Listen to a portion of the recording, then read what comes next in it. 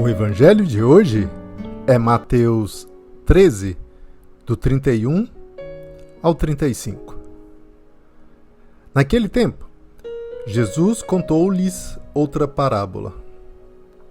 O reino dos céus é como uma semente de mostarda que um homem pega e semeia no seu campo. Embora ela seja menor de todas as sementes, quanto cresce, fica maior do que as outras plantas.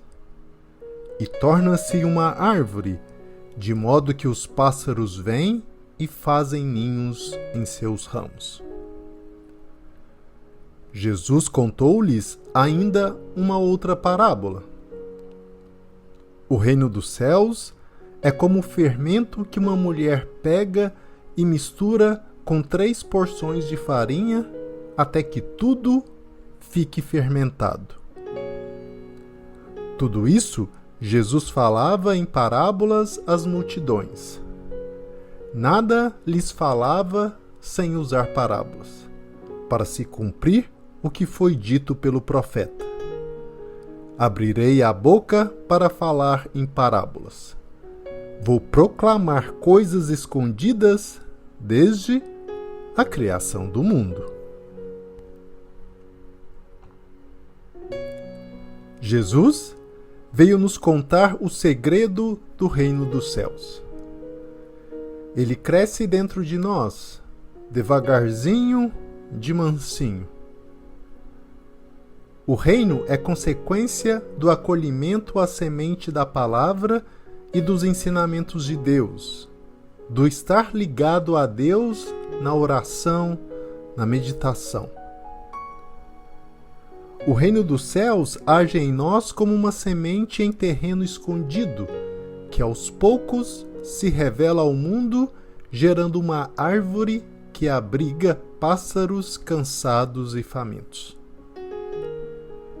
Assim acontece que, um dia, nós percebemos que estamos acolhendo mais as pessoas, que compreendemos melhor os seus motivos e que já não é tão difícil suportar ou aqueles que são tão diferentes de nós.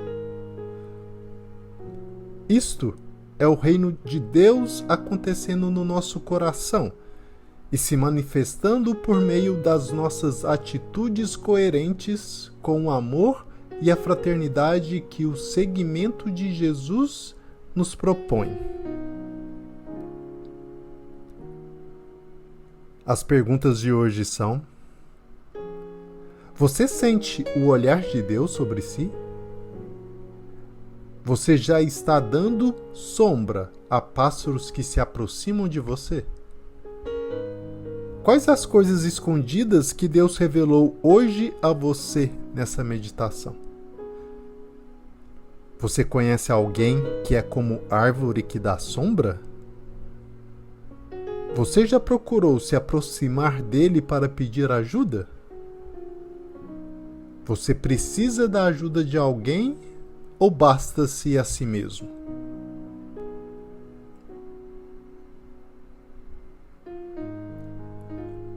O evangelho de hoje nos fala da força e dinâmica interna, da ação de Deus, tanto na igreja ao longo do tempo, como na alma dos fiéis em particular. Para ilustrá-lo, Jesus recorre a 2 de suas mais conhecidas parábolas, a do grão de mostarda e do fermento na massa. O grão de mostarda. O reino de Deus é semelhante à semente de mostarda que um homem pega e atira no seu jardim. Essa semente, embora seja a menor de todas, cresce e torna-se uma árvore grande. Trata-se, obviamente, de uma hipérbole, ou, talvez, de uma expressão popular e corriqueira nos tempos de Cristo. Este exagero expressivo do qual Jesus lança a mão alude ao vaticínio de Ezequiel, em que um ramo de cedro é arrebatado por Deus e plantado no cimo do monte Sião. Ali ele estenderá seus galhos e dará fruto. Tor-se-á um cedro magnífico, onde aninharão aves de toda espécie, instaladas à sombra de sua ramagem. Assim também o grão de mostarda, espargido no mundo pelo Filho de Deus, ainda que pareça a menor das sementes, vai crescendo dia após dia, a ponto de tornar-se, para espanto de muitos, uma árvore frondosa e verdejante, sob cujos ramos as aves do céu vêm fazer abrigo. Essa semelhança entre o grão de mostarda e a igreja se vê, por sua origem discreta e quase desprezível, pois a humildade é a marca registrada das obras de Deus, que escolhe o que é vil, estulto e fraco aos olhos do mundo para confundir os sábios e fortes da terra. Por seu crescimento admirável, pois assim como de um grão pequenino brota uma planta vistosa, do mesmo modo a igreja, minúscula nos seus primórdios, cresce à base da seiva vivificante da graça e da palavra de Deus, infundida pelo Espírito Santo no coração dos seus ramos.